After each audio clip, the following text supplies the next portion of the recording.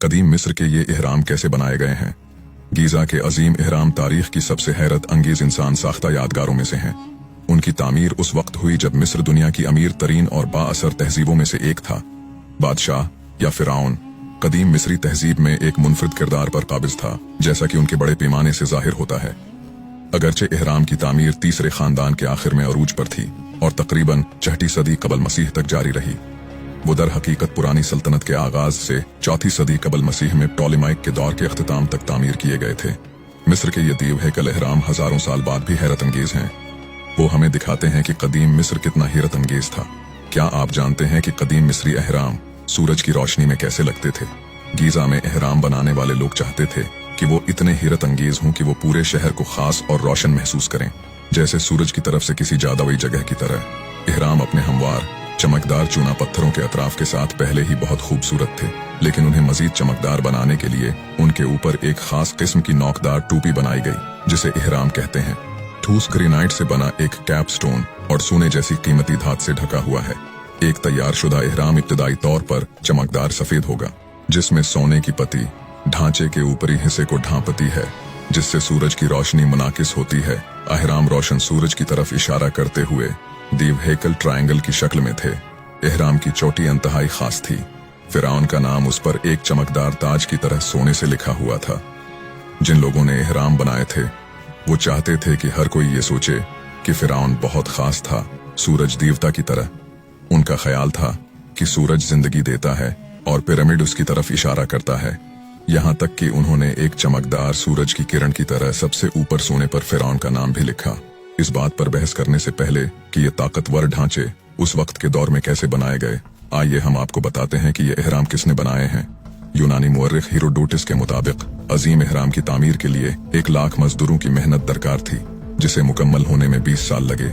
ये देखते हुए कि ये लोग जो कि ज़राई मजदूर थे, इहराम पर ज्यादातर उस वक्त काम करते थे जब खेतों में करने के लिए कुछ नहीं था, यानी जब दरियाए नील में सैलाब आया था। ये अंदाजा काबिल फहम है।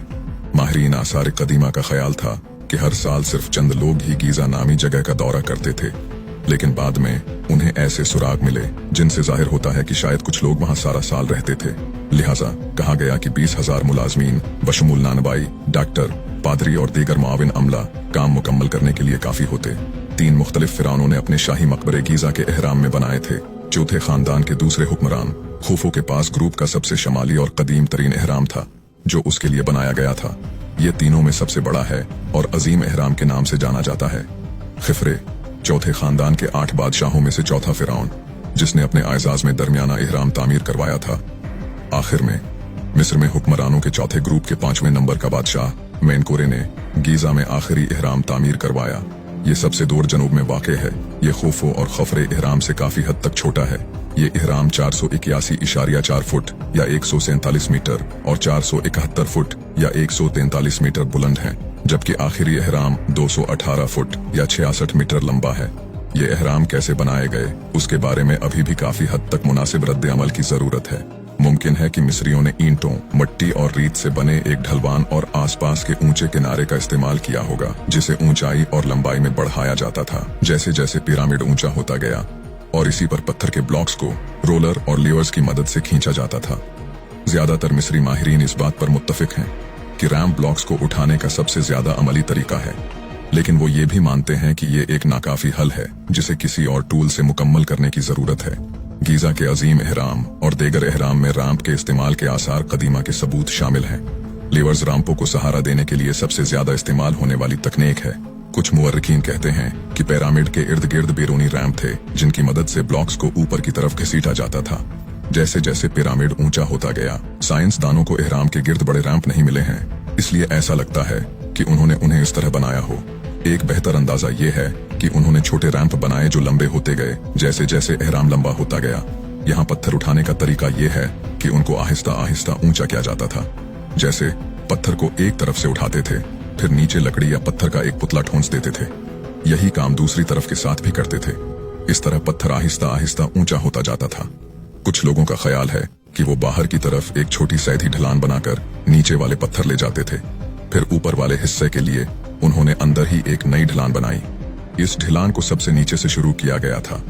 जब नीचे का हिस्सा बन चुका तो इस ढलान का काम खत्म हो गया और फिर अंदर वाली ढलान इस्तेमाल की गई। बड़े बड़े पत्थरों को एक तंग ढलान पर उठाना बहुत मुश्किल था, इसलिए ढलान में कुछ जगहें ऐसी थीं जहां से पत्थरों को आसानी से मोड़ा जा सकता था। एक और दिलचस्प बात यह है कि नील नदी ने भी उस काम में मदद की थी। नदी का पानी इतना ऊंचा था कि बड़े बड़े पत्थरों को आसानी से एक जगह से दूसरी जगह ले जाया जा सकता था। सभी मिस्री अहराम दरियाए नील के मगरबी किनारे पर बनाए गए थे। ये तो हम जानते हैं।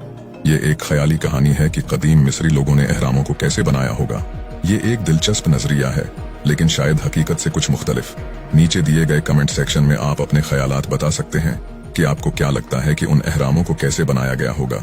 आप ये सोच कर लिख सकते हैं कि शायद वो खलाई मखलूकों की मदद से बने थे या फिर किसी जादुई ताकत से।